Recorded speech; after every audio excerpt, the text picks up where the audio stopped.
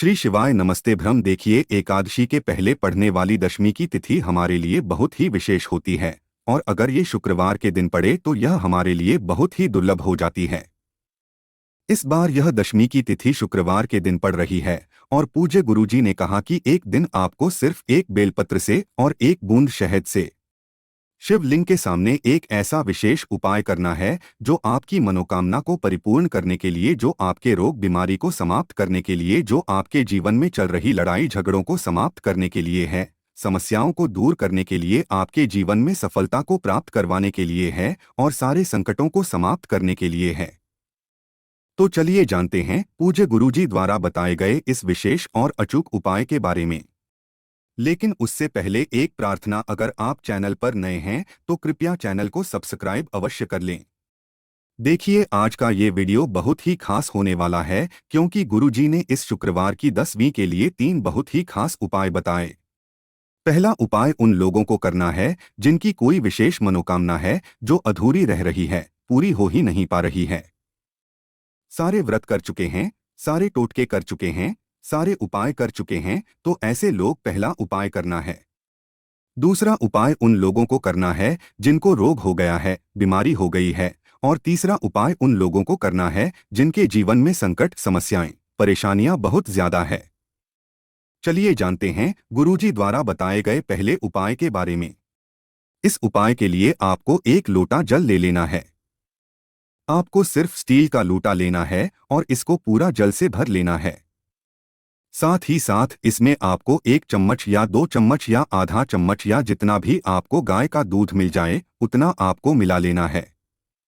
पूरा लोटा जल से भर लीजिए और सिर्फ 1 या 2 चम्मच गाय का कच्चा दूध इसमें मिला लीजिए।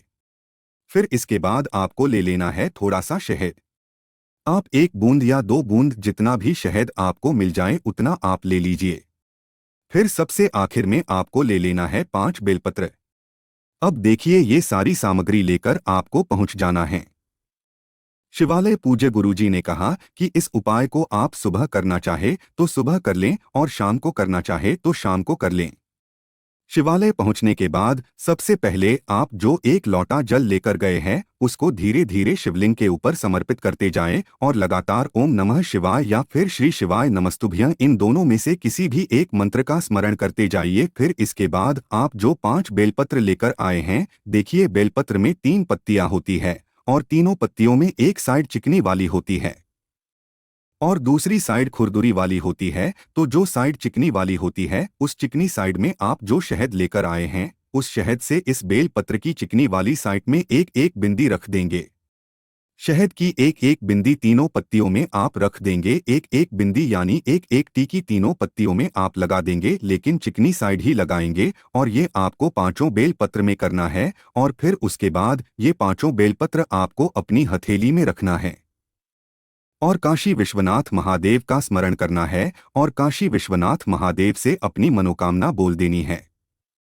आपकी जो भी मनोकामना है जो परिपूर्ण हो ही नहीं पा रही है। कई उपाय, कई व्रत, सब कुछ करके देख लिया है लेकिन मनोकामना नहीं परिपूर्ण हो पा रही है, तो काशी विश्वनाथ से उस मनोकामना को पूर्ण करने की प्रार्थना कर लीजिए और फिर यह 5 बेलपत्र शिवलिंग के ऊपर समर्पित कर दीजिए। आप चाहे तो एक एक करके शिवलिंग के ऊपर समर्पित कर दीजिए या फिर एक साथ या 5 बहन पत्र समर्पित कर दीजिए। जिस तरफ आपने शहद लगाया है वो हिस्सा शिवलिंग में टच करेगा और बेलपत्र की डंडी जलाधारी की तरफ रहेगी और फिर उसके बाद आपको वापस अपने घर आ जाना है। पूज्य गुरुजी ने कहा कि अगर इस उपाय को आप शुक्रवार के दिन कर लेते हैं या फिर मासिक शिवरात्रि में कर लेते हैं या फिर सोमवार के दिन कर लेते हैं या फिर प्रदोष के दिन कर लेते हैं, तो हम आपको यकीन दिलाते हैं कि आपकी बड़ी से बड़ी मनोकामना महादेव की कृपा से जरूर परिपूर्ण हो जाएगी। आप जानते हैं गुरुजी द्वारा बताए गए दूसरे खास उपायों के बारे में। ये उपाय आपकी बीमारी को दूर करने के लिए, रोगों का अंत करने के लिए। इस उपाय के लिए आपको एक लोटा जल लेना है। तांबे के पात्र में अपने घर से एक लोटा जल लेकर आपको पहुंच जाना है शिवालय। देखिए, इस उपाय के लिए आपको सिर्फ एक लोटा जल ही लेना है और कुछ भी नहीं लेना है। अगर आप अपनी रोज की पूजा में बेलपत्र समर्पित करते हैं या फिर चावल का दाना समर्पित करते हैं या फिर शमी पत्र समर्पित करते हैं, तो वो सब कुछ करने के बाद फिर आपको ये एक लोटा जल शिवलिंग के ऊपर समर्पित करना है। देखिए, आपकी जो एक लोटा जल लेकर जाएंगे वो आप सुबह भी जा सकते हैं या फिर शाम को भी जा सकते हैं।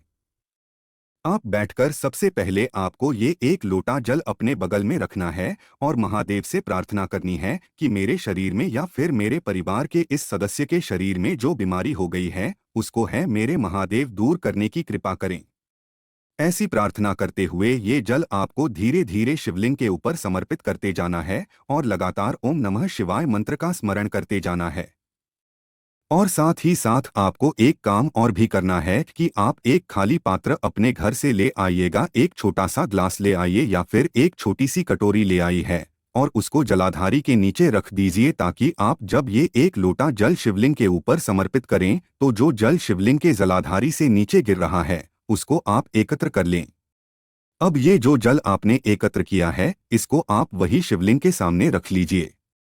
देखिए, आप शिवलिंग के सामने बैठे हुए हैं और आपने सामने इस जल को रख लीजिए और इस जल को देखते हुए आप कम से कम 108 बार मृत्युंजय मंत्र का स्मरण करिए। पूज्य गुरुजी ने कहा कि महादेव का मृत्युंजय मंत्र किसी भी मरे हुए इंसान को जीवित कर सकता है।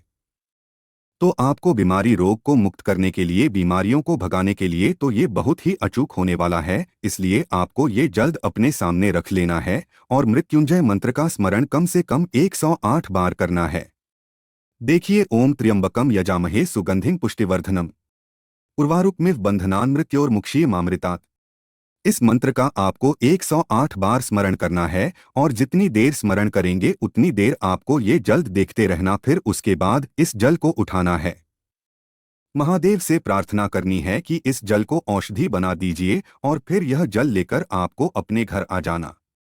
अब अगर आप बीमार रहे या फिर आपके घर का कोई सदस्य बीमार है तो उस व्यक्ति को इस जल का आचमन करा दीजिए या स्वयं कर लीजिए और महादेव से प्रार्थना करते जाएं कि यह मेरे महादेव, मुझे इस प्रकार की बीमारी है, मुझे इस बीमारी में आराम दिलाने की कृपा करिए। गुरुजी कहते हैं कि जो भी व्यक्ति इस उपाय को लगातार कुछ दिन कर लेता है तो उसकी शरीर की बड़ी से बड़ी बीमारी महादेव की कृपा से बहुत ही जल्द समाप्त हो जाती है।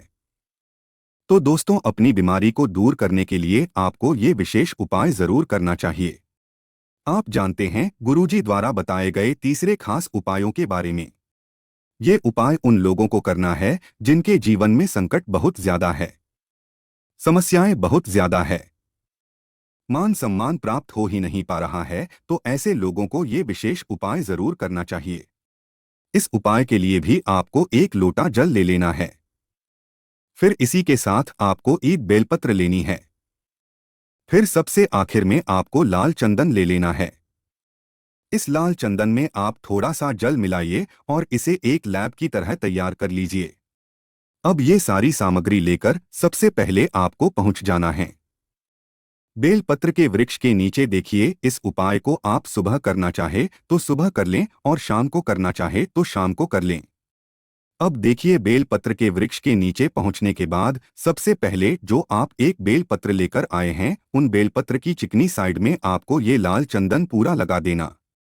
बेलपत्र की तीनों पत्तियों में चिकनी साइड में आपको ये पूरा लाल चंदन का लेप लगा देना है और इस बेलपत्र को उसी बेलपत्र के पेड़ की जो जड़ है वहां पर समर्पित कर देना। बेलपत्र समर्पित करने के बाद आप कम से कम 11 बार या 21 बार या 108 बार या 51 बार, जितना भी आप जप सकते उतनी बार आपको ओम नमः शिवाय या फिर श्री शिवाय नमस्तुभ्यं, इन दोनों में से किसी भी एक मंत्र का जाप कर लेना है और फिर ये बेलपत्र आपको उठानी है और ये लेकर और एक लोटा जल लेकर आपको पहुंच जाना है। शिवालय पहुंचने के बाद अब ये बेलपत्र आपको शिवलिंग के ऊपर समर्पित कर देनी है। बेलपत्र के चिकनी साइड का हिस्सा यानी जिस तरफ आपने लाल चंदन लगाया है वो वाला हिस्सा शिवलिंग में टच करेगा और बेलपत्र की डंडी जलाधारी की तरफ रहेगी। बेलपत्र समर्पित करते हुए आपके जीवन में जो भी संकट है, जो भी समस्याएं हैं, जो भी परेशानी है, उनका स्मरण करिए और उसको दूर करने के लिए अघोरेश्वर महादेव से प्रार्थना करिए और ये बेलपत्र अपने समर्पित कर दिया।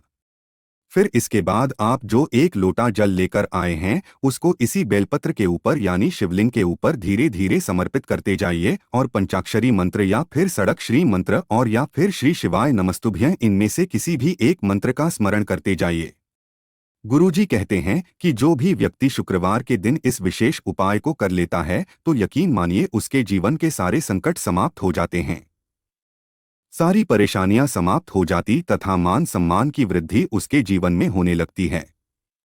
तो दोस्तों ये थे पूज्य गुरुजी द्वारा बताए गए कुछ बहुत ही खास उपाय। अगर आपको जानकारी अच्छी लगी हो तो वीडियो लाइक करिएगा। मिलते हैं फिर एक नया वीडियो के साथ। श्री शिवाय नमस्तुभ्यं।